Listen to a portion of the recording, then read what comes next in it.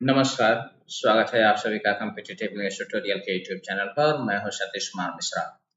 अभी चौथे दौर की काउंसलिंग चल रही है और इसकी पूरी प्रक्रिया जो है वो 1 जुलाई को शाम 3 बजे समाप्त होने वाली है। यानी नामांकन की पूरी प्रक्रिया 1 जुलाई को शाम 3 बजे समाप्त हो जाएगी। अब 1 जुलाई शाम 3 बजे के बाद ये पता चलेगा कि चौथे राउंड की समाप्ति के बाद सीट मैट्रिक्स में कितना बदलाव हुआ। बदलाव का मतलब यहाँ पर ये है कि कितने सीटें अभी और 5वें राउंड के लिए बची हुई है।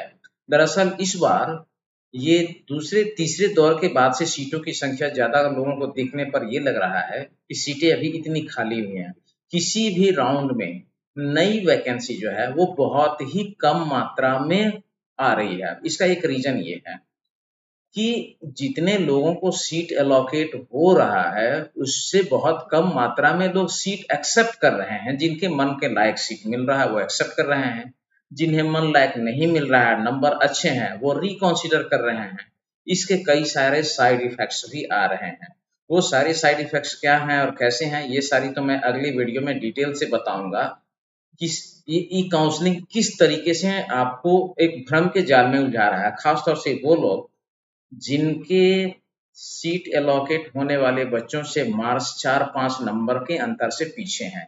नो डाउट बहुत सारे कैटेगरीज में ये नंबर 4-5 अंक का जो गैप था वो भी आया है नीचे उतर करके, लेकिन इसमें एक भ्रम पैदा हो रही है और वो कहाँ हो रही है इसकी चर्चा मैं अगले वीडियो में करूंगा।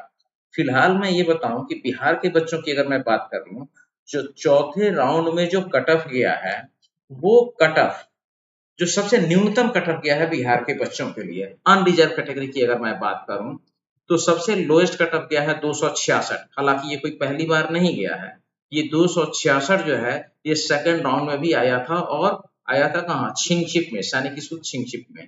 इसके अलावा 3 सैनिक स्कूल जहां लोएस्ट कट ऑफ जो गया है वो 267 ईस्ट सियांग में, अरुणाचल प्रदेश, इम्फाल मणिपुर में और अमरावती नगर तमिलनाडु में। ये अनरिजर्व कैटेगरी का 267 है। इसके नीचे किसी भी बिहारी का कहीं कोई कट ऑफ नहीं है। 268 मास लेवल पर है, 269, 270, 272, 274 वाले भी अभी भी चल रहे हैं इसमें। यानी 274 वाले ऐसा नहीं कि उनको पहली बार सीट मिली है, वो रिकॉन्सिडर की वजह से अभी सर्कुलेशन में चल रहे हैं वैकेंसी वाले में। अब चौथे राउंड की समाप्ति के बाद जो सीट मैट्रिक्स में वैकेंट सीटों की संख्या होगी और 5वां राउंड जो कि शुरू होने वाला है आपको 4 जुलाई से और 5वां राउंड समाप्त हो रहा है 22 जुलाई को। एंड ऑलमोस्ट सैनिक स्कूलों का जो सेशन होता है वो जुलाई से शुरू हो जाता है। किसी का 5 जुलाई से, किसी का 10 जुलाई से। अमूमन इस बार संभवतः 20 जुलाई से सैनिक स्कूलों की सेशन, प्राय सभी सैनिक स्कूलों का सेशन शुरू होने वाला है 20 जुलाई से। तो मान करके चलिए कि 5वें राउंड तक में ऑलमोस्ट बच्चे सेटल हो जाएंगे। उसके बाद सैनिक स्कूल की सेशन रुकेगी नहीं एडमिशन के लिए, कि कहीं 4 सीट खाली होगी, कहीं 5 सीट होगी, कहीं 10, कहीं 15, इससे ज्यादा कहीं कोई खाली नहीं होगा और ये राउंड दर राउंड जाते हुए 8वें राउंड में ये कंप्लीट हो जाएगा। लेकिन चौथे राउंड के बाद जो सीटों में सैनिक स्कूलों में नामांकन की संख्या जो बढ़ेगी, बल्कि चौथे दौर से ही कहें, वो नए सैनिक स्कूलों में संख्या बढ़ने वाली है, क्योंकि ऑलमोस्ट लोगों को अब ये समझ में आ चुका है कि कितने नंबर तक पीछे जा सकते हैं। बिहार के बच्चों की अगर मैं बात करूं तो मुख्य रूप से ये लोएस्ट 266 है, लेकिन अभी 267 और 268 में ऐसे कई बच्चे हैं जिन्हें सीट अभी भी सैनिक स्कूल में नहीं मिला है। तीसरे दौर में छिंगछिप मिला भी था तो उन्होंने रिकॉन्सिडर किया, नॉर्थ ईस्ट में नहीं जाना चाहते हैं। लेकिन अगर आजू बिहार के आजू बाजू वाले स्कूलों की बात करें तो उनको चौथे दौर में फिर से रॉयल मिल गया, यानी न्यू सैनिक स्कूल मिल गया। तो तीसरे दौर में एसएस मिला था, चौथे दौर में एनएसएस मिल गया। तो एनएसएस में भी जो नामांकन होगा वो बहुत ही अच्छे कट ऑफ वाले बच्चों का नामांकन हो रहा है। तो एनएसएस की प्रतीक्षा में भी जो चाह रहे हैं कि नंबर आ जाए, जिनके 236 है, 37 है, 38 है, उनको जल्दी नहीं मिल रहा। और एनएसएस में भी सभी एनएसएस के बारे में अभी कहना बड़ा मुश्किल है। कुछ ही एनएसएस हैं जिनके बारे में फीडबैक बहुत पॉजिटिव है, कुछ के तो ऐसे हैं जिनके बारे में मैंने भी फीडबैक पॉजिटिव दिया, लोगों ने भी दिया, पर अब उनके बारे में शिकायत आना शुरू हो गई है। तो एनएसएस के बारे में तो बहुत ही सोच समझ करके इस पर एक अलग से वीडियो करने वाला हूँ, बाद में मैं करूंगा।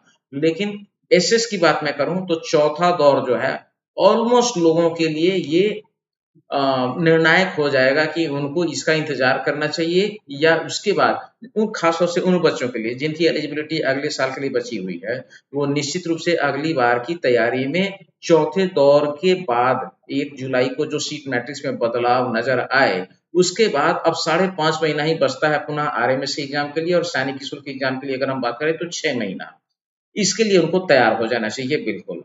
तो मैं यही कहूंगा कि अब समय चौथा दौर जो है यहां तक आपने देख लिया, और इसके बाद इंतजार करना नामांकन के लिए, और एलिजिबिलिटी अगर अगले साल की है और आपका नंबर 265, 264, 263 है, तो फिर प्रतीक्षा करने का कोई मतलब नहीं रहता है। खासतौर से बिहार के बच्चों के लिए तो मैं ये सजेशन दूंगा कि वो प्रतीक्षा बिल्कुल भी ना करें, बल्कि वो लग जाए सैनिक स्कूल में, कि अगले साल के होने वाली परीक्षा की तैयारी में अभी से लग जाए, वरना अगले साल फिर कट ऑफ वाली गिनती और ये राउंड राउंड खेलने के चक्कर में वो एक बार फिर से पड़ेंगे। तो अभी के लिए तो मैं इतना ही कहूंगा कि चौथे दौर का देख लीजिए 1 जुलाई को जब इसकी समाप्ति के बाद क्या सीट मैट्रिक्स में परिस्थिति आपको नजर आती है, और उसके हिसाब से निर्णय तो हर हाल में आप जुलाई के फर्स्ट वीक में ले ही लें अपनी तैयारी के लिए। अन्यथा आप एनएसएस में जाना चाहते हैं जिसके बारे में आपके पास फीडबैक अच्छा हो, वहां जाकर के निश्चित रूप से आप नामांकन ले लीजिए अगर अगले साल की आपके पास एलिजिबिलिटी नहीं है तो। लेकिन ये भी नहीं है कि हड़बड़ा करके किसी भी एनएसएस में चले जाइए। एनएसएस में जाने से पहले थोड़ा सा छानबीन तो आपको करना पड़ेगा। कुछ ऐसे हैं जिनके फीडबैक तो बहुत ही पुख्ता है, लेकिन अभी भी बहुत सारे लोग हैं एनएसएस में। ऐसा नहीं है कि आप जाए कराएं और सब चीज आपके मन मुताबिक ही मिलेगा। हो सकता है कहीं 1 साल बाद आपको पश्चाताप करना पड़े। तो थोड़ा सा सोच समझ करके एनएसएस के बारे में, ऐसा नहीं कि सारे ऐसे हैं, लेकिन कुछ हैं जो बहुत अच्छे हैं। ज्यादातर के बारे में फीडबैक अभी तक नहीं है हम लोगों के पास में, क्योंकि ज्यादातर अभी नए नए आए ही हैं अस्तित्व में। तो उनका साल 2 साल के बाद जब फीडबैक आएगा लगातार, तब जाकर के उसके बारे में हम भी कुछ विश्वस्त रूप से आपको कुछ सूचित कर पाएंगे। तो अभी के लिए इतना ही। बने रहिए हमारे साथ, और भी नई इंफॉर्मेशन के साथ मिलूंगा आपसे नए वीडियो में। तब तक के लिए बहुत बहुत धन्यवाद।